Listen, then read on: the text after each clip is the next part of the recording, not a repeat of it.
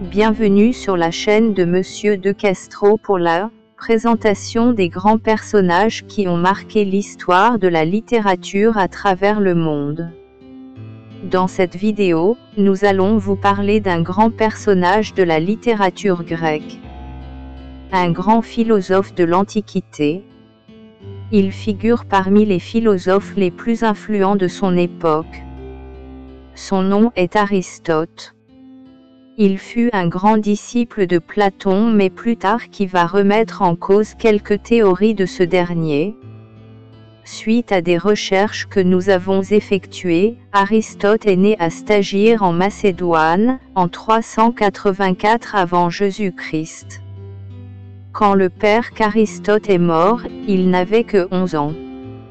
Sa conjointe s'appelait Pythias et son enfant Nicomaque.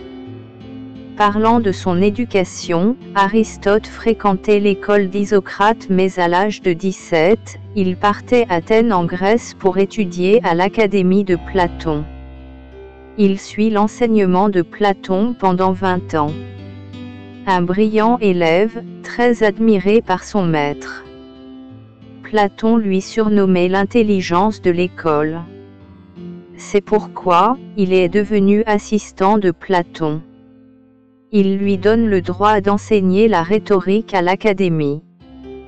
Petite anecdote sur Aristote. Quand il dort, dans la main il tenait une boule de cuivre au-dessus d'un bassin de telle sorte quand elle tombe dans le bassin elle pouvait le réveiller. C'est pour dire à quel point qu'Aristote est un rude travailleur. On rapporte qu'il a écrit un nombre de 19 ouvrages en rapport à la philosophie platonicienne. Cependant quelques années plus tard, il rejetait certains aspects de la pensée de Platon. C'est dans ce sens que Platon disait ce qui suit, « Aristote a fait envers moi comme un poulain qui regrimpe contre sa mère ». Les principales disciplines dont s'intéressait Aristote.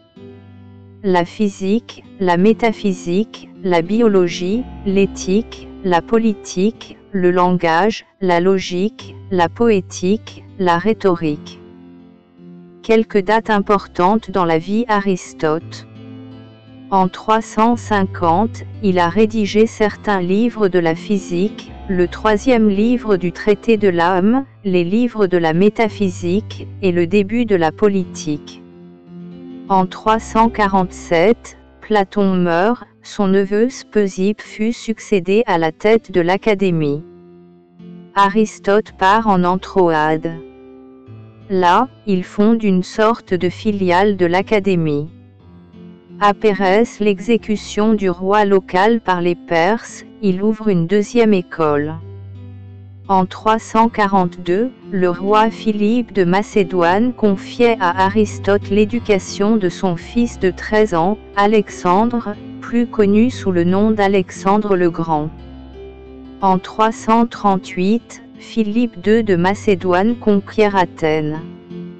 À l'âge de 49, Aristote quittait la cour du roi et il revenait à Athènes. Veuf, et s'est remarié. A rappeler, avec la montée d'Alexandre sur le trône, il fondait sa propre école le lycée. On l'appelait le lycée, c'est parce qu'elle se trouvait à proximité d'un sanctuaire dédié à Apollon Lycien. En 323, à la mort d'Alexandre, il y avait la crise politique, enfin, le parti anti-macédonien s'emparait du pouvoir. En raison de ses liens avec Alexandre, il craignait pour sa vie et fuit à Athènes. Il voulait éviter que les Athéniens ne puissent commettre un nouveau crime contre la philosophie, comme ce fut le cas de Socrate, après son procès, a été condamné à mort. Aristote est surtout connu pour ses idées philosophiques. Il considère comme le père de la logique et de la métaphysique. Pour Aristote, le monde est fini et plein. Il n'y a aucun corps en dehors du ciel, et que, en dehors du ciel il n'y a ni lieu, ni vide, ni temps.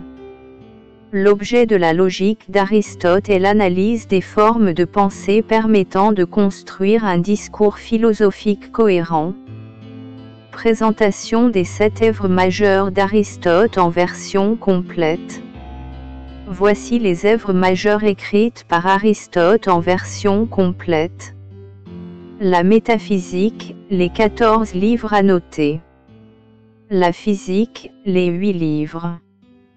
La poétique. La politique, les 8 livres. Traité du ciel, les 4 livres annotés. De l'âme, les 3 livres. Les catégories, 2 livres.